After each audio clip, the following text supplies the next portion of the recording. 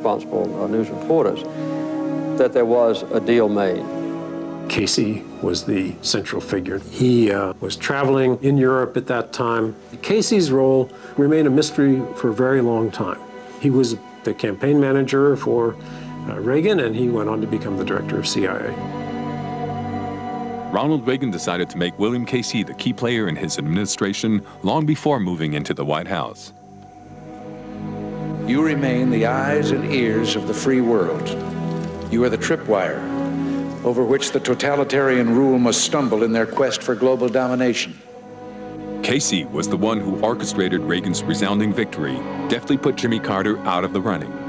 He managed Reagan's election campaign with finesse, sparing no effort and no funds to ensure victory. William Casey's business activities had made him a billionaire.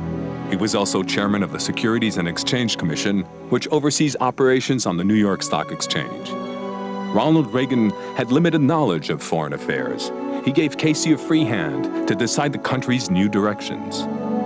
During the transition period, CIA Director Stansfield Turner kept the future president abreast of world affairs. I went to brief him as the prospective president. George Bush was not there, in my recollection. And I briefed him. And he'd do the briefing, and the Soviets have this missile here and this missile here, and they're working on this silo shutdown. Very detailed, long briefing. And Reagan would get up and like loosen his tie and say, "Is it hot in here?" and go up and, "You want some coffee? Yeah, can I get you something?" Because he had no interest. Well, I thought some of his questions were not very deep. After that, there were no more briefings. Reagan never got the briefings. His aides got the briefings. So we had no idea what the hell was going on. With his nomination as CIA Director, William Casey strengthens the agency's role and reinstates most of the jobs eliminated by Stansfield Turner. During his tenure, the agency steps up its covert operations. Bill Casey was possibly the most powerful director of Central Intelligence since Allen Dulles. He had a rather good relationship with the president, and he derived a lot of his authority from the fact that the president trusted him. He could pick up the phone and say, "Ronnie," and talk to the president.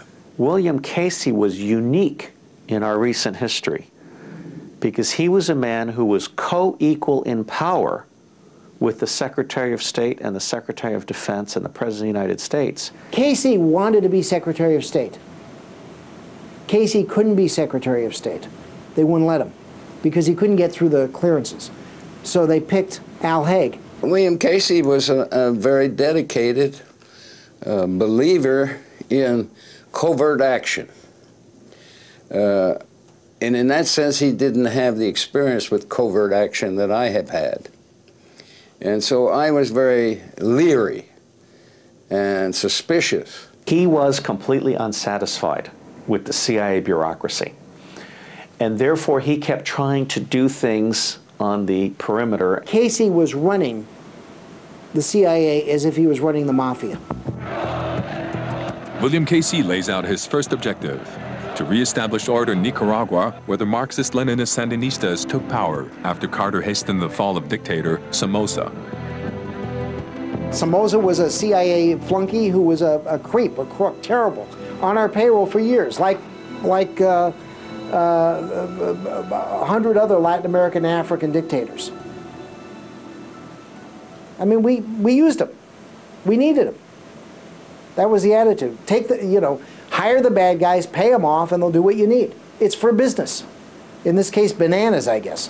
So one evening, I don't know, like 7 o'clock night, I went up and saw Casey, as I frequently did. We sat there and we were looking out over the lights over the Potomac, and I said to him, "Look, I think I've got a solution, and what the government and what CIA should do to do better." The Sandinista policy was hatched by the Clandestine Services Division of the CIA. Casey expanded on it. There was a coup against Allende, but in Nicaragua, we didn't really have any coups. We take the 500 people up on the Honduran-Nicaraguan border, create a guerrilla operation in Nicaragua to interdict their arms shipments to El Salvador and elsewhere, one. Second, by creating a revolutionary atmosphere.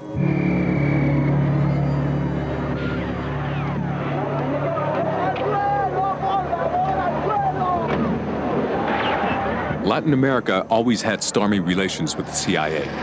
During the Reagan administration, the Casey-led CIA steps again to center stage, leading a decidedly bellicose campaign in Central America. Working through the Contras, the CIA steers the war against the Sandinistas in Nicaragua, while stepping up covert actions in El Salvador and Honduras. I believe that covert action, okay, is simply an extension of foreign policy, short of war. People have been employing covert action since the beginning of time. Bill Casey was the most controversial director of my time. In many ways, Bill Casey was the best director and the worst director we had, because he got our relationship with Congress in just terrible trouble.